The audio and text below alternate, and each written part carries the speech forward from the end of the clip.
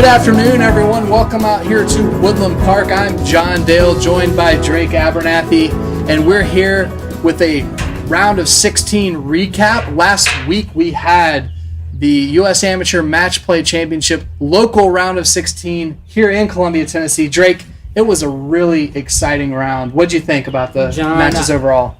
Two of the matches went to a playoff. You can't ask for a much better play than that.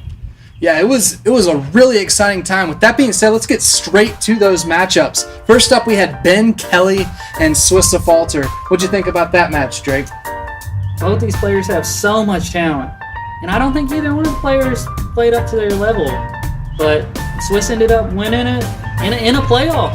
He won on the first hole. Ben Kelly accidentally threw into the woods, and he recovered. He saved par, but Swiss was so far down the fairway, he had an easy birdie.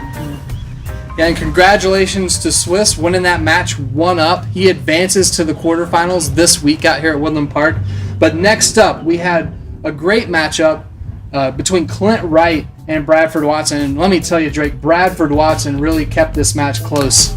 Yeah, I expected Clint to kind of run away with this one, but from what I heard, Clint was up by 3. Bradford came back and was eventually up by 1 on hole 9 is what I heard. Yeah, that's what happened. I was there filming the match, and one of the highlights of the match was when Clint Wright went for the 2 on hole 4 by throwing from the long tee over the tree line, but he hit a tree in the middle of the woods and dropped straight down. But they still ended up pushing the hole. But what do you think about that strategy, Drake? Going over the top is risky, but I mean you can definitely do it with the right wind. You can easily get over there and have at least an easy 3, if not a 2-putt. Yeah, but Clint Wright, like you said, he came out with the wind on hole 15. He won 4 and 3. Next up, we had Jimmy Elkins and myself, John Dale. What did you think about that match, Drake? Well, Jimmy is a really phenomenal putter. He can definitely make putts from 50, 60 feet, and what was your take on it? Yeah, it was a great match. Jimmy got up early. He was 3 up through 4, and then I was able to tie it up by birdieing all the holes on birdie row. But in the end, Jimmy won holes 10 and 11, and we pushed all the way to 17, where he parked it close to the basket, and I ended up losing there. So congratulations to Jimmy Elkins, winning 3 and 1, and he'll have his quarterfinal matchup coming up this week against the winner of this next match, Blake David and Dave Quint. Wow, what a match, Drake. Man, this one was back and forth all day. You know, Blake has more experience than Dave, but Blake's mental game might not just be there to hang with Dave, you know? But Blake did pull it off at the end, so. And it was back and forth in that matchup, but there's a 50-year age difference, so you know, maybe fatigue at the end of the match. But great match, guys, and congratulations, Blake David, for winning that match 2-up. And next up on the bracket in the first round, we had Darius Turrentine and Andrew Tester. And this one ended up being more of a tester for Darius in the end, Drake. Oh, John, I was on the way to my match while they were playing. I saw him on hole 8, and let me just say, Darius was in a rage. He was not happy with how he was playing. Yeah, so I think Darius got down pretty early in that match, right? That's what I hear. Darius told me he beat himself. And what happened on hole 4? I heard he had an interesting strategy there. Just like Clint, Darius tried to go over the top and ended up with an 11. All right, well, congratulations in the end to Andrew Tester. He advances 4 and 2 to the quarterfinal this week against the winner of this matchup, Mr. Number 1, Drake Abernathy, and Grant Kelly. And Drake, you were in that match, and I was there watching the whole thing. Let me tell you, it was an exciting match. What were your thoughts on it?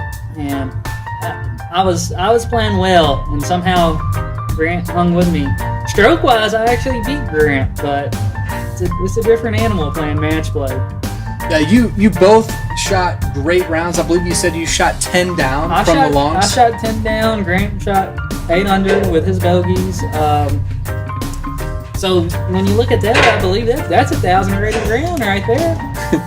Yeah, it was a great round. You were both playing lights out, just going out into the brush on hole 1 on your sudden death playoff hole.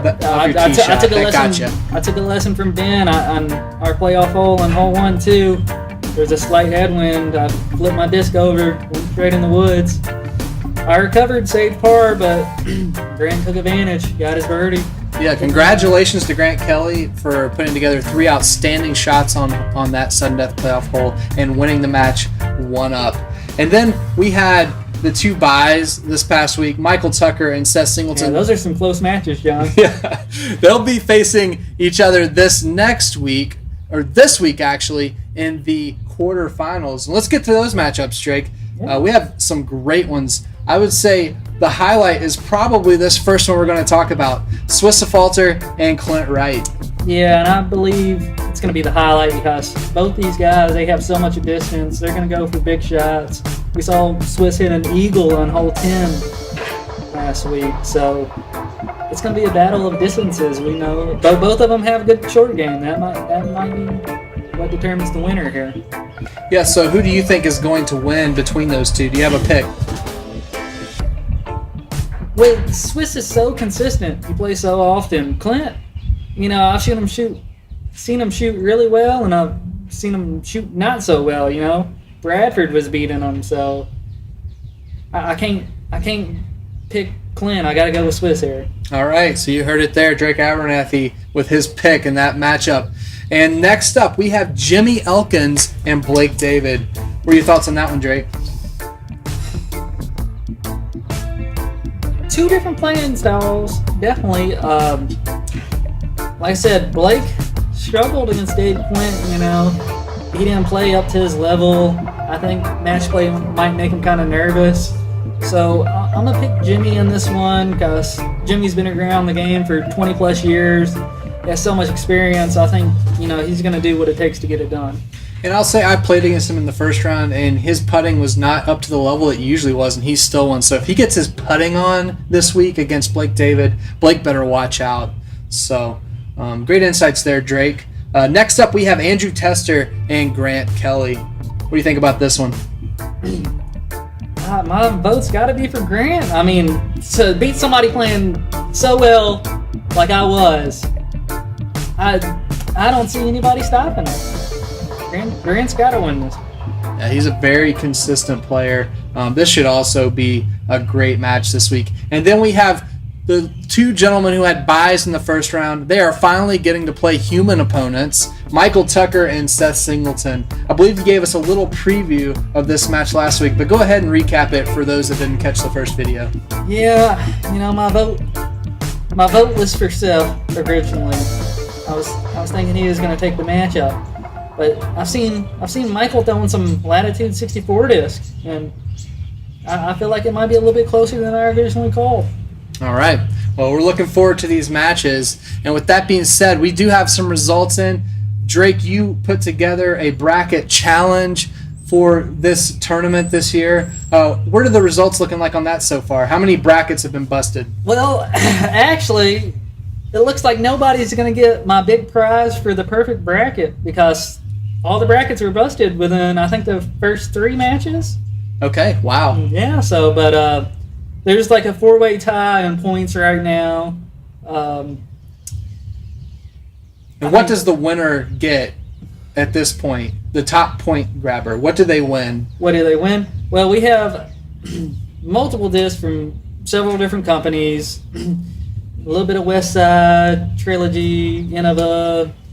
Got several discs in there, so surely whoever wins will like some of the disc in there. That's why I mix the discs together. Well, sounds exciting, and I know you'll keep us up to date with the standings. Look forward to seeing those.